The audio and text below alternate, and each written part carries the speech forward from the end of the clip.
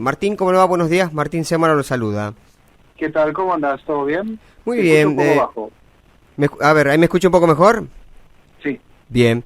Bueno, Martín, ¿qué análisis se puede hacer de las medidas o estas últimas medidas que viene tomando el gobierno nacional? Por un lado, los bonos anunciados ayer, un incremento del 50% en tarjeta alimentar, recursos que se destinan al gasto social, que era un reclamo de un sector, pero que es cuestionado por otros sectores.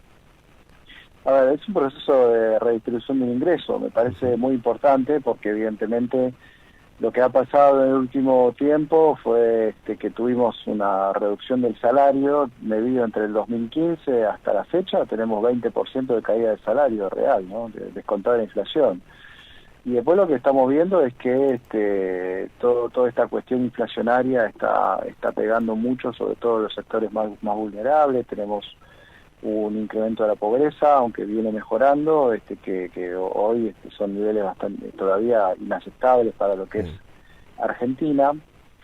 Y se viene obviamente a sumar esto de la guerra, que impacta en los precios del gas, en los precios también de los precios agropecuarios, el trigo en particular, pero también la soja, el maíz, que tuvieron un incremento de los precios internacionales muy importante.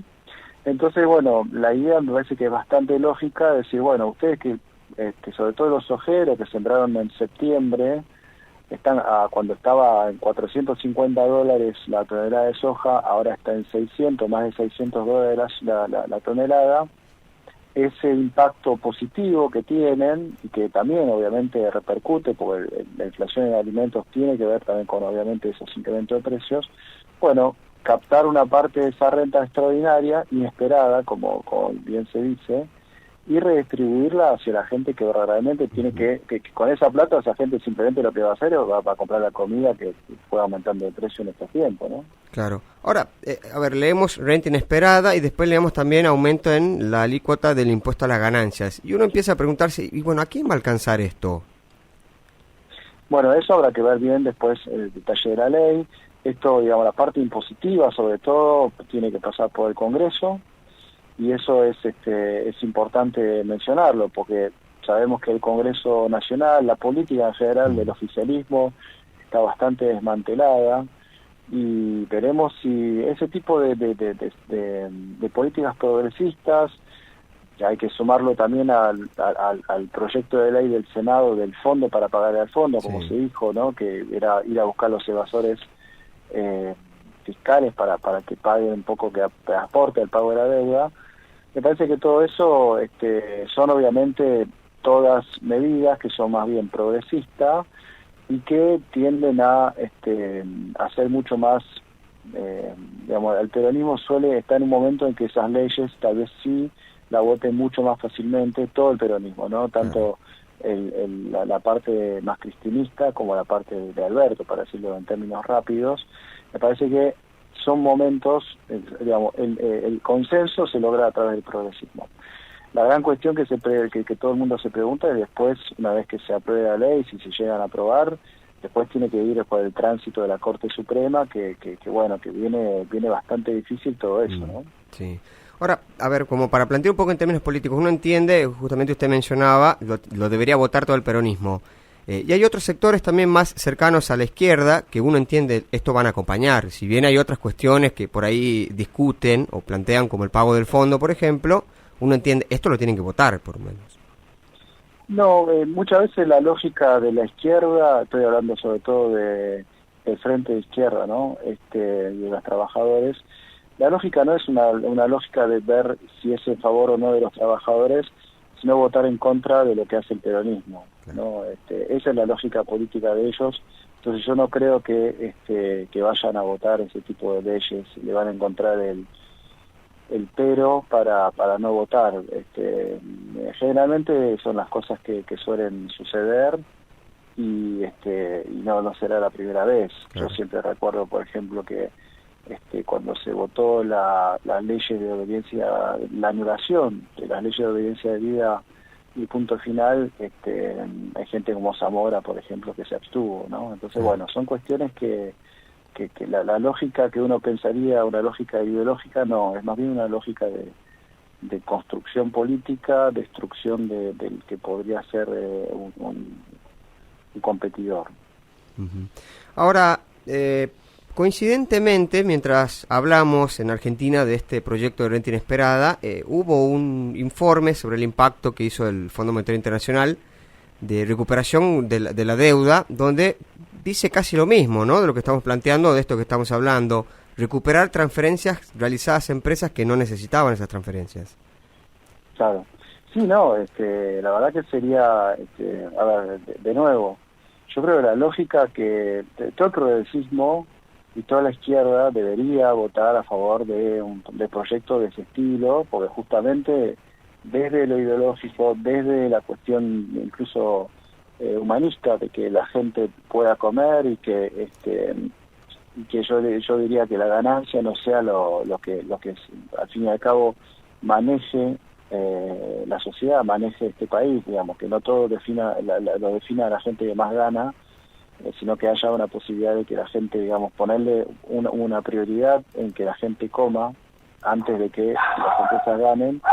Bueno, me parece que ahí en toda esa discusión sería lógico que pasaran las leyes, pero obviamente no siempre son cosas que ocurren y bueno, simplemente son la dinámica de la política, ¿no? Uh-huh.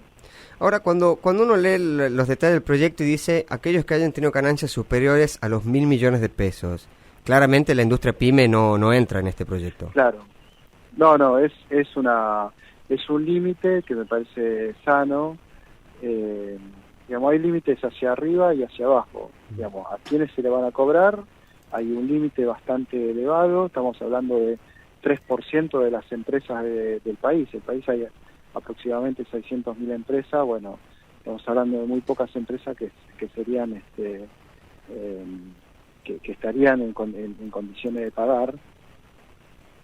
Y por otro lado también la gente que va a cobrar ese bono, que son la gente monotributista de las más bajas categorías, la gente que es los jubilados, por ejemplo, de las más bajas categorías, gente, digamos, que tiene que no está en blanco, para decirlo así. Bueno, toda esa gente cuya base de datos es importante, pero cuya base de datos tenemos en las después de lo que se hizo con el IFE, se recolectó un montón de una base de datos muy grande que se va a usar seguramente para pagarle a la gente en este momento. Claro. Algunos dicen que es una especie de IFE, en otro momento va a ser mucho menor porque hay mucha recuperación de empleo, bajó mucho el desempleo, pero evidentemente yo creo que pensar algo similar al IFE, o sea, si lo pensamos de ese lado, yo creo que sería bastante correcto, ¿no? Uh-huh. Sería un IFE en este caso no para paliar la emergencia sanitaria, sino para paliar la emergencia del impacto de la guerra en Europa sobre los precios internacionales. Claro. Ahora, coincidentemente con esto que nos decía, es la pregunta que más nos han hecho hoy. ¿Cómo va a ser la inscripción? ¿Cómo se va a pagar? Eso uno entiende que lo va a detallar mejor el gobierno, pero la base de datos del IFE ya está. O sea, es decir, quienes son los más vulnerables ya lo sabe el gobierno. Sí, yo supongo que, a ver, de los que cobraron el IFE van a empezar a restar, obviamente, todos los que volvieron a trabajar en blanco, van a empezar a restar todos los que, por alguna razón, todos los que empezaron a trabajar también con monotributos que no son los mínimos, sino los monotributos, sobre todo los más elevados. Bueno, después en esa resta, yo no tengo una evaluación de cuánta gente se podría tratar, pero evidentemente ya de por sí el bono a los jubilados va a abarcar a muchísima gente, lo cual yo creo que va a ser algo totalmente positivo en términos de que es un alivio para la gente. Uh-huh. La verdad ahora habría que decir que no es que esto va a ser un ingreso puntual, ¿no? Va a ser un ingreso de un mes, 2 meses tal vez, claro, porque algunos se vienen en 2, para paliar un incremento de precios que se está dando en estos meses, pero el gran tema es que los precios después no van a volver a bajar, sino que los precios se van a quedar en esos niveles, mientras que los ingresos van a estar más abajo, van a volver a la situación actual. Con lo cual ahí también hay una cuestión de que, bueno, si está bien, es un ingreso de emergencia, pero de qué forma mejorar la distribución más permanentemente para la gente más humilde, me parece que es algo que el gobierno debería pensar y profundizar en más. Claro, la gran pregunta o el gran problema hoy es cómo contener la inflación, ¿no? Porque si aumentan los salarios, se otorgan este tipo de asistencias, pero la inflación sigue un ritmo elevado y es complicado salir de este camino. Sí, es muy difícil siempre, cuando es una inflación que es totalmente importada, o sea, esto es una inflación que no se debe a los monopolios, ni se debe a un déficit fiscal, digamos, ¿no? Es una inflación a nivel global, que se debe a que, bueno, Ucrania ya no tiene posibilidad de exportar, se le destruyeron todos los puertos y toda la cosecha, entonces evidentemente es una caída de la oferta que hace que haya más demanda que oferta y suben los precios internacionales. Entonces, ¿qué puedes hacer frente a eso? Verdaderamente no hay mucho para hacerle y todos los gobiernos están en dificultad. Estamos hablando de una inflación anual, ¿no? De 8% en Estados Unidos, que es un récord desde los años 80. Así que verdaderamente yo creo que es preocupante para el gobierno. Está bien que el gobierno salga a hacer cosas, pero a la vez él, digamos, sin dar excusa ni nada por el estilo. Venimos de una situación difícil, de una inflación que viene del 50% ya desde el gobierno anterior, que no se pudo bajar, y a eso se le agrega ese golpe, ese mazazo a nivel internacional, frente a lo cual verdaderamente es siempre, y todos los gobiernos están en dificultad para poder reaccionar, ¿no? Bien. Martín, muy amable por su tiempo, muchísimas gracias. Gracias a ustedes. Que tenga un buen día. Hasta luego. Hablamos con Martín Burgos, economista del Centro Cultural de la Cooperación.